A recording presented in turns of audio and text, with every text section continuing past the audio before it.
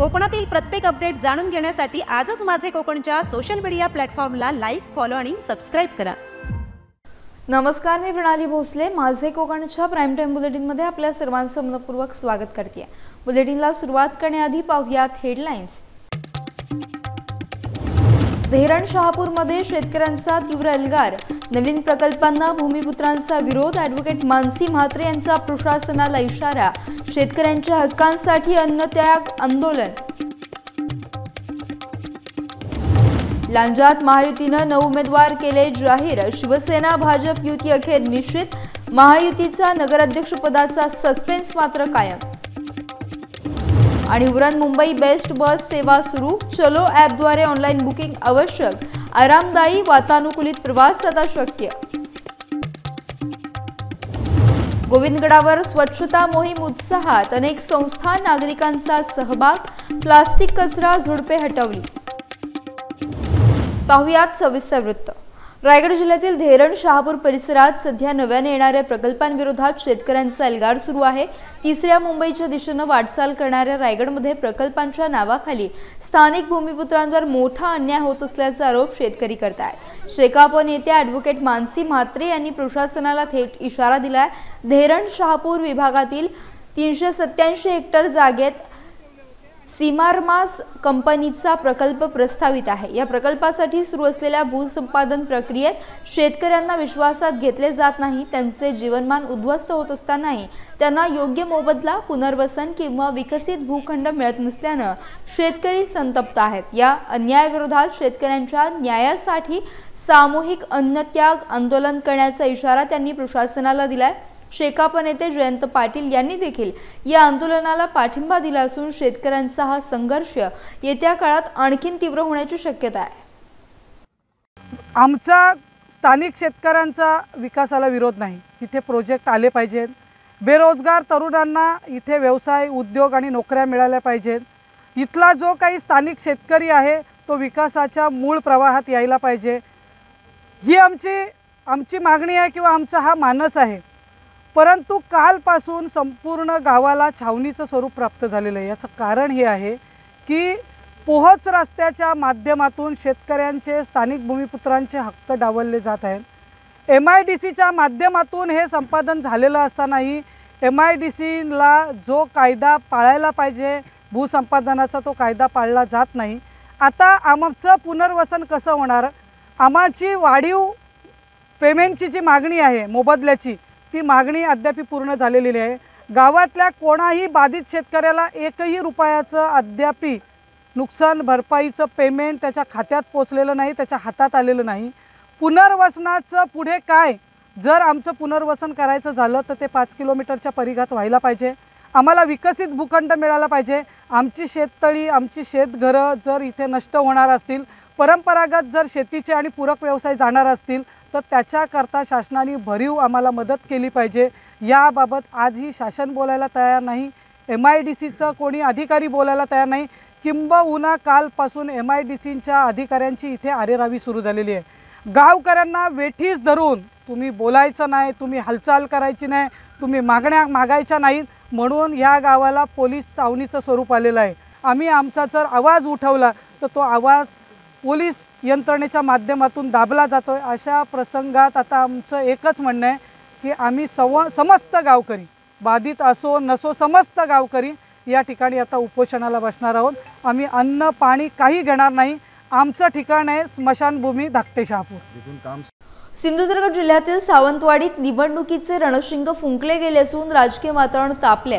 शिवसेनेने आज मोठे शक्ती प्रदर्शन करत नगराध्यक्ष पदासह 20 उमेदवारांचे अर्ज दाखल केलेत। नगराध्यक्ष पदासाठी नीता कविटकर सावंत यांनी आपला उमेदवारी अर्ज भरलाय। यावेळी शिवसेनेचे नेते दीपक केसरकर, जिल्हा प्रमुख संजू परब आदी उपस्थित होते। नाही, आजचा शुभ मुहूर्त आहे म्हणून आज भरतोय, नाहीतर आम्ही उद्या भरले असते। शेवटी असं आहे की आम्हाला सगळे अर्ज भरून ठेवायलाच लागतील। युतीची जरी बोलणी चालू होती तरी अजून ही बोलणी योग्य त्या दिशेने चालू नाहीत की अजून ती प्रत्यक्ष सुरू झालेली नाही आहेत। त्याच्यामुळे सर्वच्या सर्व उमेदवारी अर्ज आम्ही दाखल केलेले आहेत आणि युती नाही झाली तर मैत्रीपूर्ण लढत आम्ही करू। जी विकास कामं केली आहे त्याच्यामुळे सावंतवाडी जनता आमच्या बरोबर आहे। त्याच्यामुळे अस्तित्वाचा प्रश्नच येत नाही। जी विकास कामं केली त्या विकास कामाच्या जोरावर ही लढाई आम्हाला सोपी आहे. आम्ही नगराध्यक्ष असताना आणि नसताना सुद्धा आम्ही जनतेची कामं करत आलेलो आहोत आणि सन्माननीय केसरकर साहेबांच्या सान्निध्यात गेल्यानंतर अनेक कामं विकास कामांना सुद्धा गती मिळालेली आहे आणि अनेक विकास कामं आता शहरात होऊ घातलेली आहेत. त्याच्यामुळे विजय आमचा निश्चित सोपा आहे. विजय हे आमचाच होणार आहे, कारण आम्ही I am only common person आणि कॉमन पर्सन ज्यावेळी एखाद्या लढाईत उतरतो त्यावेळी त्याच्या पाठीमागे सपोर्ट करायला सगळे कॉमन पर्सनच असतात आणि ह्याच एका उद्देशाने मी इथे लढाईत उतरलेली आहे आणि पूर्ण शिवसेना माझ्या बाजूने आहे आणि आम्ही ही लढाई पूर्णपणे जिंकू, कारण आमचे माननीय आमदार दीपकभाई केसरकर यांनी हा जो विकास केलेला आहे सावंतवाडी शहराचा प्रामुख्याने, त्याच्या बळावर आमचा विजय हा निश्चित आहे. लांजा नगरपंचायत निवडणुकीच्या रणधुमाळीत मोठी बातमी आहे. महायुतीने अखेर आपल्या उमेदवारांची पहिली यादी जाहीर केली आहे. लांजामध्ये आयोजित पत्रकार परिषदेत 17 पैकी 9 जागांसाठी उमेदवारांची घोषणा करण्यात आली आहे. यामध्ये शिवसेनेला 8 तर भाजपला 1 जागा मिळाली आहे. अनेक दिवसांपासून सुरू असलेल्या चर्चेनंतर शिवसेना आणि भाजपने या निवडणुकीसाठी युती केल्याचं स्पष्ट झालंय. मात्र महायुतीकडून नगराध्यक्ष पदाचा उमेदवार कोण असेल यावरचा सस्पेन्स अद्यापही कायम आहे. तसेच उर्वरित 8 नगरसेवक पदाचे उमेदवार पुढील टप्प्यात जाहीर केले जातील असं देखील यावेळी सांगण्यात आलंय. या घोषणेवेळी राजापूर लांजा विधानसभा मतदारसंघाचे आमदार किरण सामंत, जिल्हा प्रमुख राहुल पंडित, दीपक पटवर्धन, भाजप तालुका अध्यक्ष शैलेश खामकर, शिवसेना नेते अविनाश लाड, विराज हरमले उपस्थित होते. त्यांच्यासोबत राष्ट्रवादी काँग्रेस आणि रिपब्लिकन सेनेसह महायुतीचे अनेक प्रमुख पदाधिकारी उपस्थित होते. या उमेदवारीच्या घोषणेने लांजा शहरातील राजकीय वातावरण चांगलंच तापलंय. आता उर्वरित उमेदवारांची यादी कधी जाहीर होते याकडे सर्वांचं लक्ष लागलंय. की शिवसेना, भारतीय जनता पार्टी आणि राष्ट्रवादी, RPI असे आम्ही सगळं जी महायुती आहे ह्या महायुतीचे सर्व पदाधिकारी कार्यकर्ते एकदिलाने एक मनाने हातात हात घालून काम करतील आणि लांजा आणि राजापूर नगरपंचायतीत नगरपालिकेत शिवसेनेचा महायुतीचा भगवा फडकेल ह्याची मला खात्री आहे. मी आज परत एकदा सर्वांचे धन्यवाद देतो. संपूर्ण महाराष्ट्रातून मोठ्या प्रमाणावर पाठिंबा मिळत आहे. गतिमान शासन आपण अनुभवतो आहोत. पालकमंत्र्यांच्या माध्यमातून या जिल्ह्यामध्येही अनेक विकास कामं अग्रेसर होत आहेत आणि या सर्व पार्श्वभूमीवर ही महायुती स्थानिक स्वराज्य संस्थांच्या निवडणुकांमध्येही मोठ्या प्रमाणावर यश संपादन करेल असा विश्वास कार्यकर्त्यांचा मागोवा घेता आम्हाला वाटतो. आज जे उमेदवार जाहीर झालेत ते सर्व उमेदवार बहुमताने निवडून येतील असा विश्वास या ठिकाणी मला वाटतो. धन्यवाद. चिपळूणमधून आज एक महत्त्वाची राजकीय बातमी समोर आली आहे. आगामी स्थानिक स्वराज्य संस्था निवडणुकांच्या पार्श्वभूमीवर राष्ट्रवादी काँग्रेस अजित पवार गट पूर्ण ताकदीनिशी मैदानात उतरलाय. आज आमदार शेखर निकम यांच्या नेतृत्वाखाली पक्षाच्या 8 उमेदवारांनी उत्साहात आपले उमेदवारी अर्ज दाखल केले. यामध्ये मिलिंद कापडी हे नगराध्यक्ष पदाचे संभाव्य उमेदवार म्हणून आघाडीवर आहेत. प्रांत कार्यालयात उमेदवारी अर्ज भरण्यासाठी काढण्यात आलेल्या रॅलीत कार्यकर्त्यांचा मोठा उत्साह आणि जोश पाहायला मिळाला. ढोलताशांचा गजर, पक्षाच्या घोषणांनी परिसर दुमदुमून गेला होता. मोठ्या संख्येने कार्यकर्ते आणि स्थानिक नेते उपस्थित होते, ज्यामुळे या रॅलीला एक भव्य शक्ती प्रदर्शनाचं स्वरूप आलं. या संपूर्ण घडामोडींवर अधिक माहिती देतात आमचे चिपळूण ब्युरो चीफ महेंद्र कासेकर. चिपळूण नगर परिषद सार्वत्रिक निवडणुकीची धामधूम आपण पाहत आहोत. प्रांत कार्यालयाच्या बाहेर कार्यकर्त्यांची गर्दी जमलेली आहे. आज महायुतीमधला घटक पक्ष जो आहे राष्ट्रवादी, या घटक पक्षाकडून मिलिंद कापडी हे उमेदवार म्हणून नगराध्यक्षाचे उमेदवार म्हणून अर्ज भरतात. त्यांच्याकडे जाणून घेऊया. मिलिंद शेठ, काय सांगाल? गेल्या अनेक दिवसापासून चर्चा चालू होती महायुती होणार की नाही होणार. अद्याप निर्णय झालेला नाही, मात्र तुम्ही निर्णय घेऊन कार्यकर्त्यांसमवेत आज अर्ज भरताय. कसं आहे की उद्याचा दिवस अजून अर्ज भरण्याचा शेवटचा दिवस आहे. तोपर्यंत महायुतीची आमची चर्चा वरिष्ठ पातळीवरती आमच्या चालू आहे आणि सन्माननीय आमदार शेखरजी निकम सर आणि त्यांचे सर्व सहकारी हे चांगल्या पद्धतीनं चर्चा करत आहेत. आम्हाला सर्वांना अपेक्षा आहे की ही पॉझिटिव्ह चर्चा होईल आणि त्यातून महायुती ही निर्माण होईल. महायुतीला आमच्या सर्व कार्यकर्त्यांचा, सर्व उमेदवारांचा कुणाचाही विरोध नाही आहे, परंतु ती महायुती व्हावी आणि महायुतीच्या माध्यमातूनच आम्ही ही निवडणूक लढवावी ही सर्वांची इच्छा आहे. गेले अनेक दिवसापासून उदय सामंत देखील येऊन गेले, शेखर सर देखील मीटिंगमध्ये होते, महायुती होणार म्हणून सांगितलं आहे. मात्र महायुतीचा निर्णय व्हायला एवढा वेळ का लागतोय? आणि दुसरीकडे दुसरा प्रश्न असा की निर्णयाला वेळ लागतो आहे, त्याचबरोबर दोन्ही पक्षाकडून प्रत्येकाला तयारी करायला सांगितलं आहे, प्रत्येकाला ए बी फॉर्म दिलेले आहेत. नेमकं काय कसं आहे, उदयजी सामंत साहेबांनी सुद्धा त्यामध्ये फार मोठा इंटरेस्ट घेतलेला आहे. आमचे वरिष्ठवादी रवींद्र चव्हाण साहेबसुद्धा त्यामध्ये इंटरेस्टेड आहेत. सुनील तटकरी साहेबसुद्धा आमचे आहेत आणि सन्माननीय आमदार शेखर निकम यांच्या माध्यमातूनही आम्ही सर्व युती घडवतो आहे. युती घडवताना वेळ एवढ्याच कारणासाठी लागतो आहे की आमच्या तिन्ही पक्षामध्ये अतिशय टॅलेंट असलेले उमेदवार आणि अतिशय चांगले उमेदवार, स्ट्रॉंग उमेदवार असल्यामुळे कुणाला बसवायची आणि कुणाला द्यायचं हा थोडासा प्रश्न मागे पुढे होतो. परंतु आम्ही एकत्रित बसल्यानंतर त्यातनं चांगल्या प्रकारचा मार्ग निश्चितपणानं आम्ही काढू. महायुतीमध्ये समजा आपण जी फळी उभी करतो आहे त्याच्यामध्ये निर्णय झाल्यानंतर काही उमेदवारांना माघार घ्यावी लागली तर तुमची प्रतिक्रिया काय असेल? नाही, तसं होणार नाही. ज्यावेळेला आम्ही युती म्हणून लढतो आहे त्यावेळेला आम्ही युतीच्या सर्व कार्यकर्त्यांना आणखी सर्व उमेदवारांना कल्पना दिलेली आहे, तिन्ही पक्षाच्या लोकांना, की आज तुम्ही अर्ज भरून ठेवा. इव्हन जरी उद्या नगराध्यक्षपदाचा सुद्धा जरी आम्ही अर्ज भरला तरी जर वरून जो निर्णय होईल तो आम्ही निर्णय प्रामुख्याने आम्ही मान्य करणार आहोत. आणि जो उमेदवार असेल, जे उमेदवार असतील त्यांचं एक जिल्हानं आणि एक ताकदीनं आम्ही सर्व मंडळी काम करणार आहोत. आज किती अर्ज भरतोय आपण? आज आम्ही इथे 6 अर्ज भरलेत आणि उद्यापर्यंत आणखी काही आमचे अर्ज येतील उद्यासुद्धा. एकूण किती अर्ज भरणार आहे? आम्ही आता 28 नगरपालिका उमेदवार एकूण आहेत, आपले नगरसेवक आहेत. 28मध्ये जवळजवळ आमचे 50 उमेदवार अर्ज तरी असतील त्यामध्ये सर्व युती मिळून.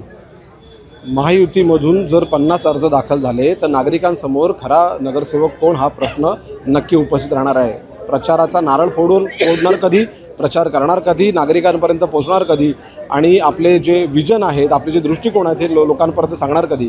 या राजकारणांच्या गणितांमध्ये नागरिकांपर्यंत पोहोचण्यासाठी थोडा वेळ लागणार एवढं मात्र नक्की. व्हिडिओ जर्नलिस्ट सन्या दवडेसह महेंद्र कासेकर, माझे कोकण, चिपळूण.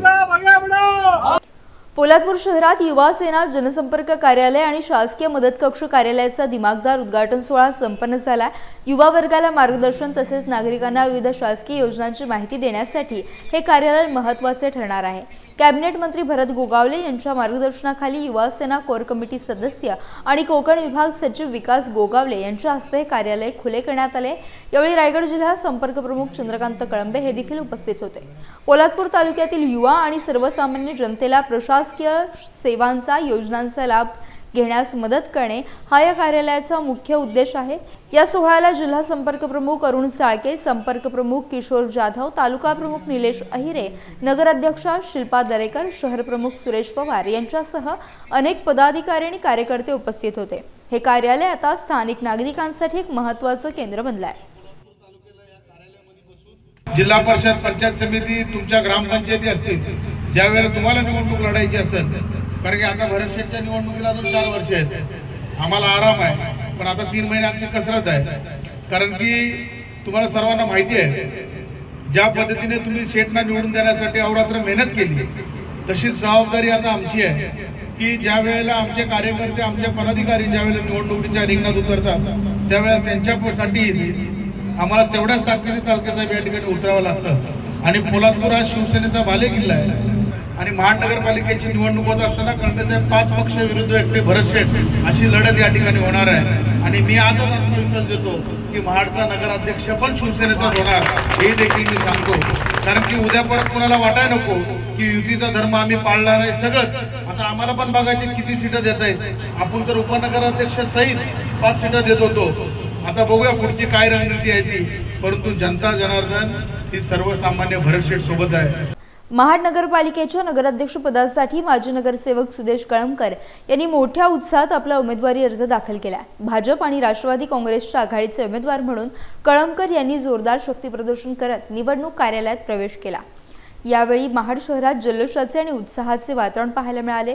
कळमकर यांच्या उमेदवारी अर्ज भरण्याच्या रॅलीमध्ये शहर आणि परिसरातील हजारो कार्यकर्ते, विविध सामाजिक घटकांमधील समर्थक मोठ्या संख्येने सहभागी झाले होते. ढोल ताशांच्या गजरात आणि पारंपरिक वाद्यांच्या निनादात ही रॅली महाड शहरातील प्रमुख मार्गावरून निघाली, ज्यामुळे संपूर्ण शहर गजबजून गेला होता. याप्रसंगी खासदार सुनील तटकरे आणि खासदार धैर्यशील पाटील यांच्यासह अनेक प्रमुख नेते तसेच बिपिन महामुंडकर आणि इतर पदाधिकारी मोठ्या संख्येने उपस्थित होते. युतीचा अर्ज या ठिकाणी नगराध्यक्ष आणि सर्व उमेदवारांचा आज आम्ही या ठिकाणी प्रचंड उत्साहाच्या वातावरणामध्ये सादर करत आहोत. यामध्ये प्रामुख्याने राज्यसभेतील माझे सहकारी खासदार धैर्यशीलजी पाटील, आणि दोन्ही पक्षाचे सर्व प्रमुख नेते मंडळी या ठिकाणी उपस्थित आहेत. ज्यांच्या 5 वर्षाच्या कारकिर्दीमध्ये या शहरामध्ये देदीप्रमाणे विकास घडला त्या स्नेहल दीदीसुद्धा या ठिकाणी उपस्थित आहेत. बिपिन दादांनीसुद्धा या नगरपालिकेमध्ये नेतृत्व केलेलं आहे. अशा अनुभवशील नेतृत्वाच्या माध्यमातून उद्याच्या भवितव्यामध्ये महाड शहराचा कायापालट करण्यासाठी आम्ही दोन्ही पक्ष सज्ज झालेलो आहोत. नाही, महाडमध्ये कसं आहे, ह्या स्थानिक स्वराज्य संस्थांच्या निवडणुका आहेत, या खऱ्या अर्थानं कार्यकर्त्यांच्या निवडणुका आहेत. त्याच्यामुळे कार्यकर्त्यांना न्याय देण्याच्या दृष्टिकोनातून प्रत्येक पक्ष आपापल्या कार्यकर्त्याला संरक्षित करत असतो. त्यामुळे स्थानिक परिस्थितीनुसार वेगवेगळ्या युती या ठिकाणी घडत असतात. पण एक गोष्ट 100% खरी आहे की महायुतीचे तिन्ही पक्ष या महाराष्ट्रामध्ये चांगलं काम करतायत आणि त्यापैकी 2 पक्ष आज महाडमध्ये एकत्रित आलेले आहेत. त्यामुळे इथे 2 पक्ष महायुतीतले एकत्रित आले असल्या कारणानं इथे महायुतीचा विजय या ठिकाणी निश्चित आहे. चिपळूण शहराचा मानबिंदू असलेल्या गोवळकोट येथील ऐतिहासिक दुर्ग गोविंदगडावर स्वच्छता आणि संवर्धन मोहिमेला उत्स्फूर्त प्रतिसाद मिळाला. राजे सामाजिक प्रतिष्ठानने आयोजित केलेल्या उपक्रमात विविध सामाजिक संस्था आणि गडप्रेमी नागरिक मोठ्या संख्येने सहभागी झाले होते. गडाचा इतिहास जपण्यासाठी आणि परिसर स्वच्छ ठेवण्याच्या उद्देशाने ही मोहीम राबवण्यात आली. रेडजाई मंदिराजवळील तसेच पश्चिमेकडील तटबंदी परिसराची स्वच्छता करण्यात आली. प्लास्टिक कचरा गोळा करण्यात आला. काटेरी झुडपे काढणे आणि सर्व परिसर स्वच्छ करण्याचे काम यावेळी उत्साहात पार पडले. या मोहिमेत छावा संघटनेचे अजय जाधव आणि त्यांच्या सहकाऱ्यांनी देखील मोलाचं योगदान दिले. प्रतिष्ठानचे शिलेदार प्रतीक बुरटे यांच्या नेतृत्वाखाली ही मोहीम यशस्वीपणे राबवण्यात आली. राजे सामाजिक प्रतिष्ठानकडून दर महिन्याच्या प्रत्येक रविवारी गड संवर्धन मोहीम आयोजित केली जाते. या स्तुत्य उपक्रमात स्थानिक नागरिकांनी देखील मोठ्या संख्येने सहभागी व्हावं असं आवाहन संयोजकांनी केलं आहे. यामुळे आपल्या ऐतिहासिक वारशाचे जतन होण्यास मदत होईल. उरणच्या इतिहासात एक मोठा क्षण. मुंबई आणि नवी मुंबईसाठी बेस्ट बस सेवेचा शुभारंभ झाला. यामुळे उरणमधील हजारो प्रवाशांचे अनेक वर्षांचे स्वप्न अखेर पूर्ण झाले. सामाजिक कार्यकर्ते तुषार उत्तम गायकवाड यांच्या अथक पाठपुराव्याला सेवेच्या स्वरूपाने यश मिळाले. शुक्रवार 14 नोव्हेंबर रोजी सकाळी द्रोणगिरी सेक्टर 12 येथून मुंबई आणि नवी मुंबईसाठी पहिल्या बेस्ट बसेस रवाना झाल्या. उरण ते वाशी, उरण ते मुंबई, कुलाबा मार्गे आणि उरण ते बांद्रा स्टेशन पूर्व अशा महत्त्वाच्या मार्गांवर आता आरामदायक, जलद आणि वातानुकूलित चलो बस सेवा उपलब्ध झाली आहे. या सेवेमुळे प्रवाशांचा वेळ आणि श्रम दोन्ही वाचणार आहेत. प्रवासाचा लाभ घेण्यासाठी चलो बस ॲप डाउनलोड करून ऑनलाईन बुकिंग करणं बंधनकारक आहे. हे प्रवाशांनी लक्षात घ्यावं. महाराष्ट्र राज्य परिवहन मंडळाच्या अनियमित फेऱ्या आणि रेल्वे सेवेच्या मर्यादा यामुळे होणारी गैरसोय आता दूर होणार आहे. तुषार गायकवाड यांनी यावेळी नागरिकांना या नवीन सेवेचा अधिकाधिक लाभ घेण्याचं आवाहन केलं, जेणेकरून भविष्यात देखील ही सेवा सुरळीतपणे सुरू राहील.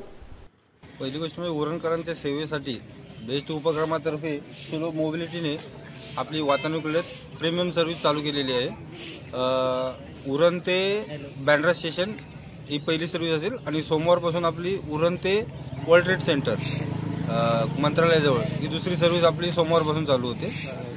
आता हे जर बुकिंग तुम्हाला करण्यासाठी प्ले स्टोअरमधून चलो ॲप ओपन करायचं, चलो ॲप डाउनलोड करा.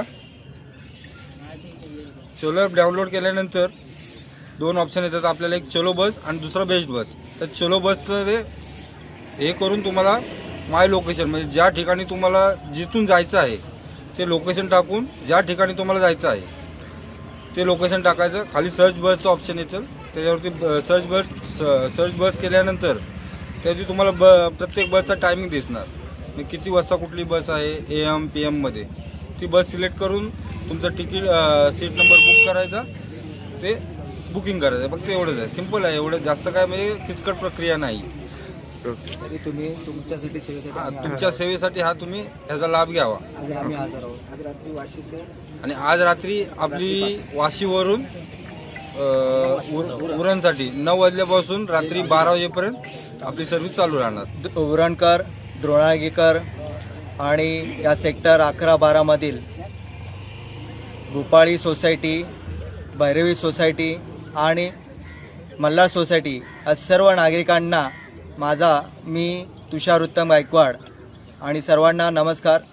आज आपल्या इथे गेले 1 वर्षापूर्वी जे मी BST अंतर्गत चलो बस सेवा यासाठी जे या इकडचे जे नागरिक आहेत त्यांनी जी मागणी केलेली होती माझ्याकडे की दादा आमच्याकडे BST बस सेवा चालू करावी. जे मुंबईमध्ये नागरिकांसाठी जे त्रास होतो आहे जे गेली 2 तास आम्हाला म्हणजे मुंबईला जाण्यासाठी लागत आहे, तर जलद सेवा आणि जलद आणि वातानुकूलित आणि सुखकर प्रवास जे BST बस आहे जी मुंबईमध्ये नावाजलेली आहे, ते तुम्हा सगळ्यांना ज्ञान आहेच. तर त्या गोष्टीसाठी मी पाठपुरावा केला आणि त्या पाठपुरावाचा आज प्रयत्न करून यश मिळालं आणि आपल्या सर्व नागरिकांचा जे मी सर्वे केला त्या सर्वेनुसार BST अंतर्गत जी चलो सेवा त्यांनी आज 14 नोव्हेंबर 2025 रोजी आपल्या भोपाळीच्या सोसायटीच्या समोर त्याचा शुभारंभ करण्यात आला.